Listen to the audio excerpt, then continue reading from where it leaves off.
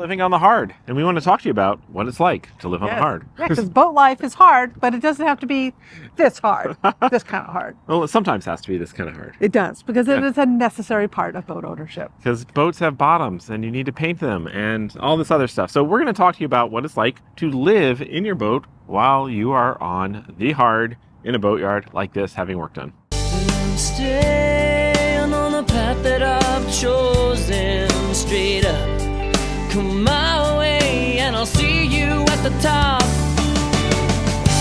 'Cause something's gonna happen in this story, and I can feel it coming, like the rising of the sun. Well, welcome to our 2025 cruising season. We are back aboard Why Not? And, well, we are aboard Why Not, but Why Not is currently not in the water. We've been back on Why Not for a few weeks now, but for the past week, Why Not has been up on stilts. That's called living on the hard, or being on the hard, and we're living on our boat, so we're living on the hard. Yep, and some boaters might call it living on the hill. We've heard some other terminology used. We like living on the hard. And the reason for that is some of the projects require working underneath the boat that isn't convenient to do in the water. Impossible to do in the water. You can't do bottom paint while you're in the water, and you can't replace thru-hulls while you're in the water. That'd be a very bad idea.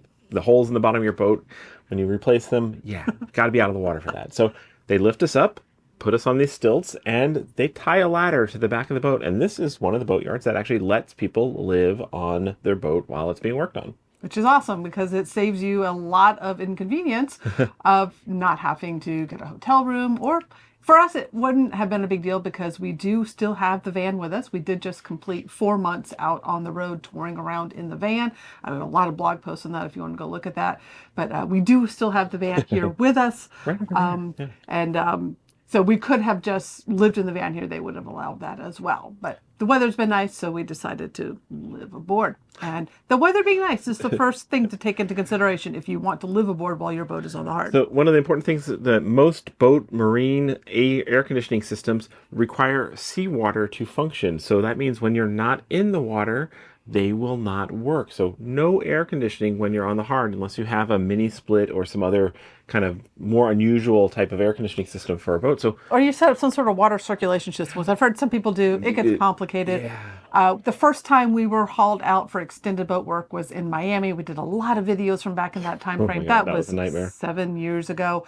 And that time was in Miami in December. We thought it'd be great, but it was hot and humid in Miami, and there were days that we were wishing for that air conditioning, and we didn't have an RV with us to move into, and hotels down there were ridiculously expensive. So living on the hard when it's hot and humid can be quite a challenge. That's one of the first things to keep in mind. But fortunately, we are here springtime in Chesapeake, Virginia, and the weather this week, last week was actually had some hot days. So this week is beautiful, and it's actually been a little chilly a few nights, so we still can run our electric heaters. We have electricity. That is important. Yes, they do give us electric, and we do have access to water. Now, water usage is another issue with living on the hard, is all of your fresh water, most boats anyway, goes overboard. Yes, when you wash dishes, when you fill your water bottles, when you take a shower or anything like that, the water just spills out the side. If you're filling your water bottle and the water's going overboard, something is wrong with your water bottle. Well, if you wash your water bottle is part of that. Yes, okay. So, but yeah, just doing things with water. The sinks drain overboard on a boat. And you can get away with that in the evenings and stuff when there's no workers around, and be sparing. You don't want to dump too much water. And you want to make sure it's pretty clean water. Yes, I mean, you don't want your dinner going overboard and leaving a big pile of food gunk. Yeah. But you can do a little bit of water stuff after hours, assuming there's no paint currently drying on your boat. So you've got to be very careful with your water usage, and you've got to be very paranoid about not accidentally just having out of habit washing your hands or something like that, because you don't want to have it go in somebody's face. Yes, yeah. Someone's sitting down there sanding away your boat or painting. They're not going to appreciate a mouthful of your overboard water. No. In fact, they'll probably quit your job. It's not cool. Now, the other type of water that comes into play is bathroom water. So using the bathroom, the black water, that does go into a tank. So we can use our macerating toilet and such here if we're particularly overnight on the boat and stuff. But we have to be, again, very careful not to accidentally wash our hands. We use wet wipes or something else, or hand sanitizer for that, to avoid using the sink. And, we got to limit our tank capacity because theoretically, we're only going to be up here for just over a week, but you never know boatyard time. And getting a pump out when you're on the hard could be difficult. Now here we do spy there is a pump out hose that we could probably stretch to reach here, but trying to pump up and down can get difficult. But pumping a boat out when you're on the hard is difficult because you can't move the boat very easily. It gets difficult. So you do want to be very conscious of your tank usage because projects can get extended. We have been in cases where they discovered a problem, needed to order a part that took longer, or it just took longer to do things than was anticipated because it's a boatyard. That stuff happens. It's a boat. Things break. So you could be on the hard a lot longer than anticipated. So we have been being very conservative with our tank capacity. We have been taking our showers and using the facilities here at the marina. Now, fortunately, this marina has a bathhouse. Yeah, decent. It's like maybe rustic campground caliber. The ladies' room is a little bit better than the men's. Ladies' room's a lot nicer than the men's. I actually have a little flower arrangement in the bathroom. But yeah, but they do have showers and bathrooms, and it's not a far walk. It's down the ladder, but there's the ladder catch. So, that is one of the other challenges. Yeah, so the ladder issue, I don't like ladders, so it was something I had to overcome and get used to going up and down a ladder, especially if you're carrying stuff, because you're constantly taking trash off the boat, bringing in groceries. Or parts for projects. Yeah, and we're also provisioning, getting ready for our cruising season ahead. So we're out going to Costco and getting big bulk of stuff on board to put away for our food stores and things like that. So that's a lot to schlep up those steps. Yes, ladders. Yes, and I've gotten better. I haven't fallen off yet. Oh yeah, you've gotten so comfortable with ladders compared to back in our first boatyard on the hard experience. Yes. And then there's the issue of our first boatyard experience in Miami. I remember we'd wake up in the morning, we needed to go pee, and that one. The bathhouse they gave us to was like a half-mile walk away from where they had us at. Maybe more. It was a long walk. It was very, very long. It was not as convenient as here. And we'd get up some mornings and our ladder would be gone. That was a challenge at that particular boatyard, is ladders would walk away. Here, first thing they do is when they set up a boat on the hard is they tie the ladder to the swim platform. So theoretically, nobody will take it away. In Miami, they did the same thing, but it did walk away a few times still. And you're up there and you actually have to call the office or something and say, help, somebody, I'm on my boat. Could somebody please bring a ladder back, por favor? And so that is another challenge, is you're up here and ladders might walk away and there really is no way off your boat other than a ladder. Jumping. It's hard usually gravel. Not recommended. Yes, not recommended. But there are ways off your boat. Gravity assisted. Yes. Now, one reason a few years back we had 2 vacuum flush toilets on our boat when we bought it. We did eventually replace one. Chris already mentioned the macerating toilet that we have in our forward head, which is the main stateroom one, which now has a bidet. Yes. Oh, yeah. That was one of our upgrades here. We did. I put in a bidet. Yeah, but we have to be very careful with that water usage. Yes. But we also replaced the other vacuum head vacuum flush with a composting toilet. That was done many years ago. We did a C head. They're no longer in business, but we found the shorty one fits great in the Bayliner 4788 gas bath. And that gives us an other option for situations like this. If we didn't have pump out access of any sort or a long period of time. Close by facilities like in Miami, it would have been really helpful there. But, pump out stations are often broken at marinas, or you might go a long period without them, or you get stuck at anchor for quite a while when you're waiting for receding floods. Yes, we've been there. Like that happened last year. Yeah. So composting toilet, we like the combination of having something that's not dependent upon our holding tank capacity to still be within regulations to use our toilet. Yes. So that is bath facilities, everything like that.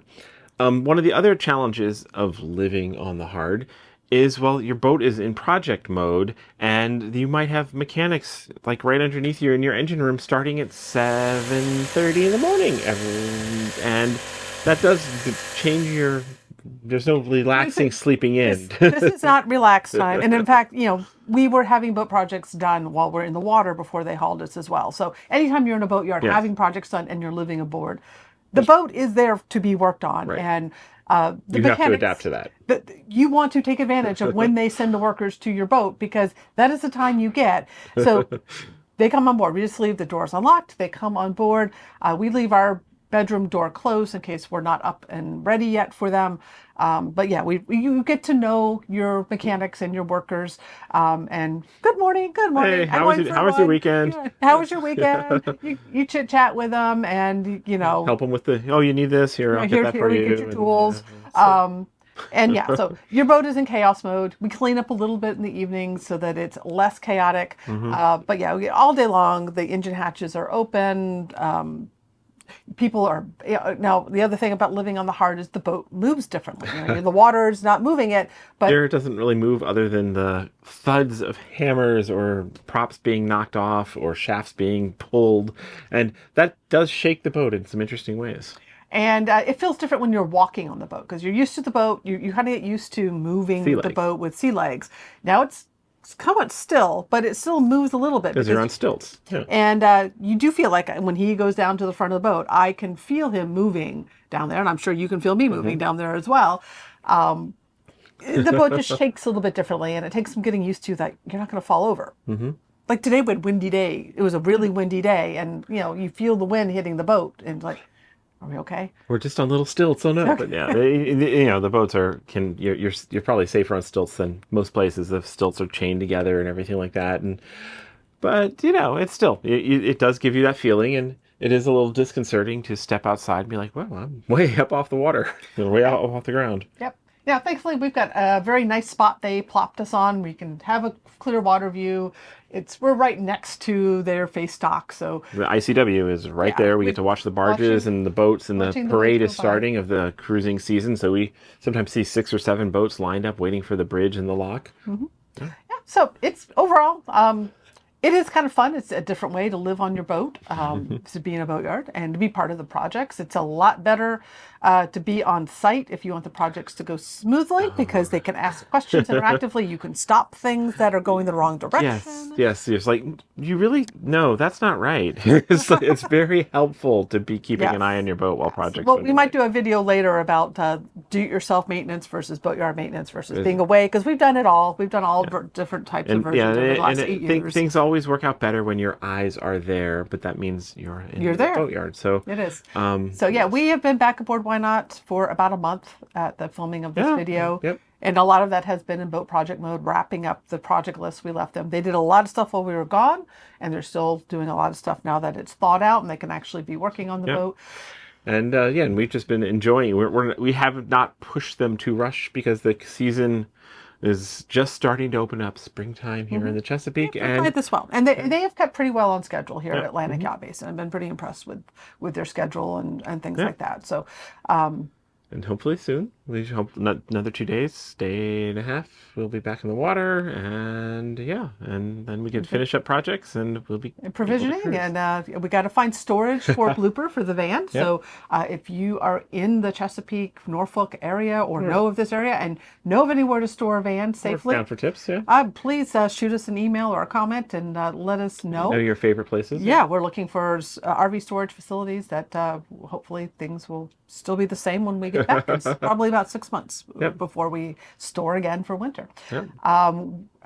We will probably be ramping up the videos again for this cruising season ahead, so we look forward to sharing more with you. If there's topics you would like us to cover besides our travelogues, let us know. We're always happy to try to sit down and chat with you about different things that we've encountered over the past 8 years. And if you've got particular questions, we might do some updates on, we'll probably do another boat tour and talk about some of the upgrades we've done and all the projects we've accomplished and stuff, because we've taken on a whole bunch of new things since our last official boat tour video. Yeah, it's been a while. It's almost a completely different boat since then. But yeah, we're looking forward to getting back to cruising on the Chesapeake this summer and seeing how far north we get. Yes, so looking forward to it, and I guess we'll see you all down the waterways. But for now, we're on the hard. On the hard, and we're having fun with it. Take care. We create these videos just for fun, and we love having you along for the ride. If you like this video, give us a thumbs up, leave a comment, or if you haven't already, subscribe to the channel. See you next time.